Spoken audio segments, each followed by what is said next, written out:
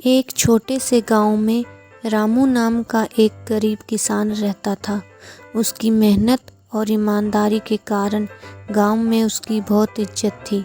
रामू के पास थोड़ी सी ज़मीन थी जिस पर वह खेती करके अपना और अपने परिवार का पेट पालता था। एक दिन रामू अपने खेत में काम कर रहा था कि उसे वहाँ एक पोटली मिली। पोटली में बहुत सारे पैसे थे। रामू ने सोचा कि यह पोटली जरूर किसी गांव वाले की होगी। उसने तुरंत पोटली को उठाया और गांव के मुखिया के पास ले गया। मुखिया ने पोटली को देखा और पूछा, रामू तुम्हें यह पोटली कहाँ से मिली? रामू ने सारी बात बताई। मुखिया ने पोटली को देखकर कहा, यह पोटली हमारे गांव के सबसे अमीर आदमी सेठ हरीलाल की है। मुखिया ने सेठ हरीलाल को बुलवाया और पोटली उनके हवाले कर दी।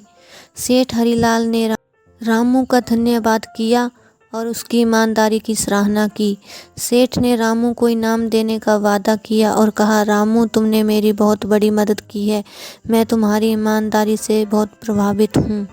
कुछ दिनों बाद सेठ हरीलाल ने रामू को अपने घर बुलाया और उसे एक नई ज़मीन का टुकड़ा उपहार में दिया। रामू की मेहनत और ईमानदारी का फल उसे मिल गया।